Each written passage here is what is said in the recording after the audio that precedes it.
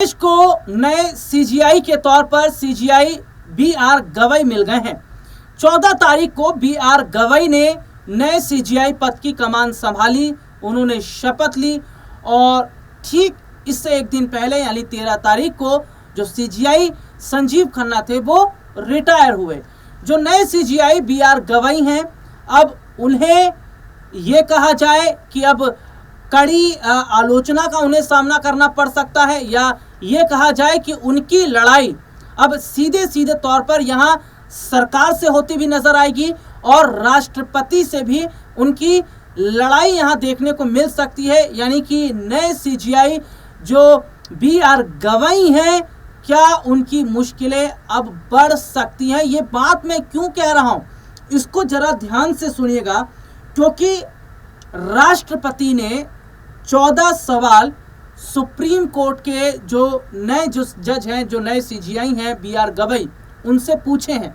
ये सवाल क्यों पूछे गए हैं ये भी मैं अपने दर्शकों को बताऊंगा और साथ ही ये भी बताऊंगा कि आखिरकार क्यों राष्ट्रपति और सुप्रीम कोर्ट अब आमने सामने आ गए हैं।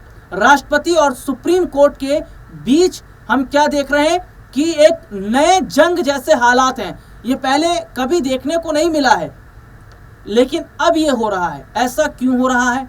दरअसल इसको समझने के लिए आपको थोड़ा पीछे जाना पड़ेगा। हाल ही में हम क्या देखते हैं, जब सीजीआई के पद पर संजीव खन्ना थे, उस वक्त हम क्या देखते हैं कि एक मामला सुप्रीम कोर्ट पहुंचा था। वो मामला क्या था? वो मामला था तमिलनाडु से जुड़ा हुआ। दरअसल जो तमिलनाडु के जो राज्यपाल थे, उन्होंने तमिलनाडु के जो राज्यपाल थे उन्होंने जो है कुछ बिल जो है वो भेजे थे राष्ट्रपति के पास में, उस पर मंजूरी ताकि मिल जाए, लेकिन वो काफ़ी समय से क्या रहा, पेंडिंग रहा।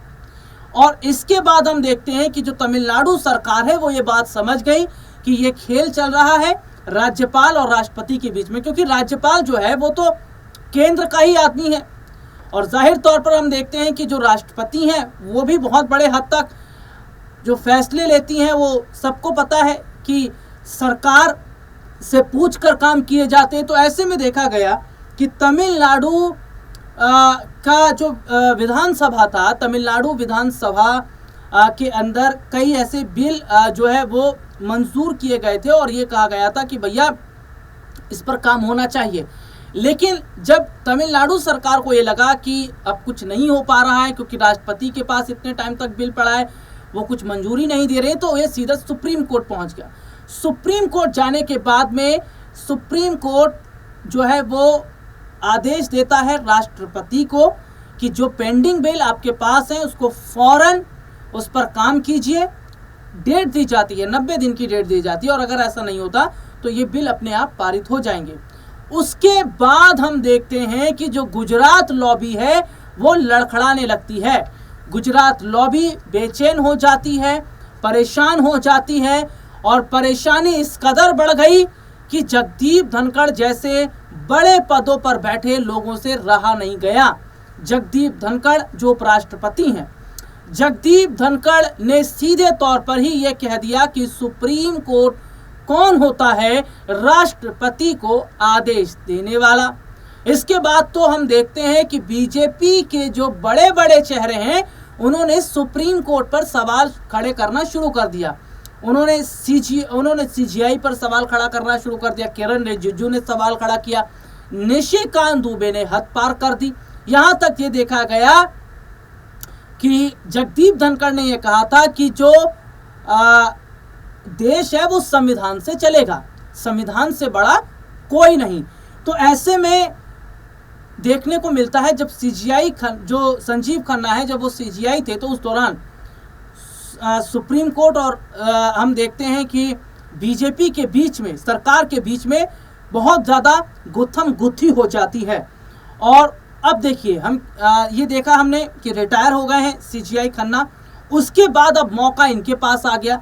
तो जो मौका इनके पास आया तो राष्ट्रपति ने 14 सवाल पूछ लिए और ये कह दिया कि भैया अब हमें इस पर जवाब चाहिए।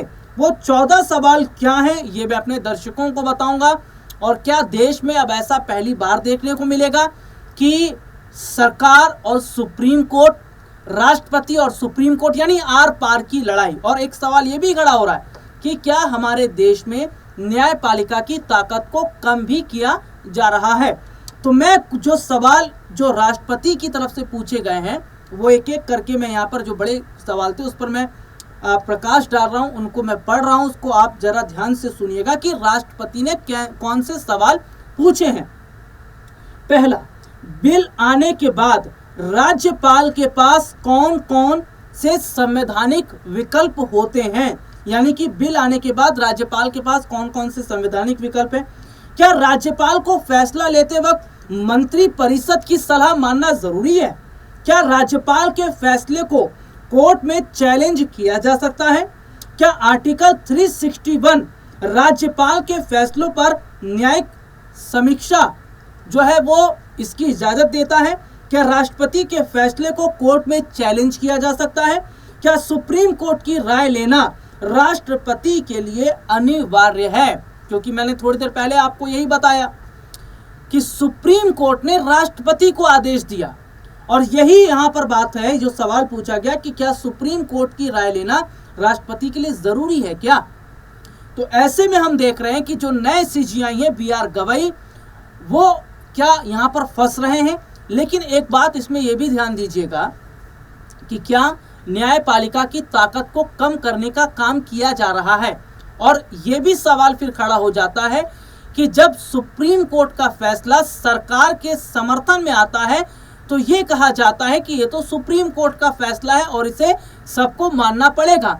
लेकिन जब वक्फ बिल पर सुप्रीम कोर्ट ने जो पहली हियरिंग की थी, जब सीजीआई खन्ना जो है पद पर मौजूद थे, सीजीआई थे, उस दौरान हम देखते हैं कि सरकार को झटका लगता है और वक्फ बिल के अंदर जो 3 पॉइंट थे उनमें बदलाव की बात कही जा रही थी, जिसके बाद ये कहा गया कि सुप्रीम कोर्ट को संसद के मामले में दखल नहीं देना चाहिए, सुप्रीम कोर्ट को सरकार के मामले में दखल नहीं देना चाहिए। फिर यह तक कहा गया कि सब फैसले अगर सुप्रीम कोर्ट लेगा तो संसद बंद कर देनी चाहिए।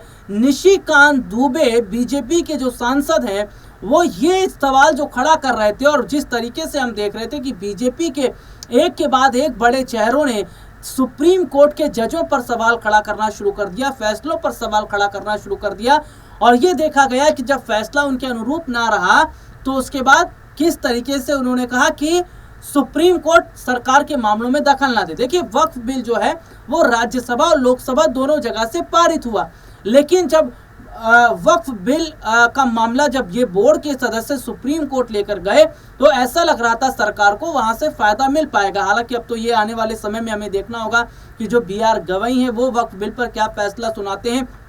लेकिन कहीं ना कहीं ये देखा जा रहा है कि क्या सरकार का दबाव अब कोर्ट पर हो रहा है, क्या न्यायपालिका पर सरकार दबाव बनाने का काम कर रही है, क्या सरकार न्यायपालिका की ताकत को कम करने का काम कर रही है और क्या इसे ही फिर राजतंत्र कहा जाए या फिर इसे ही तानाशाही कहा जाए।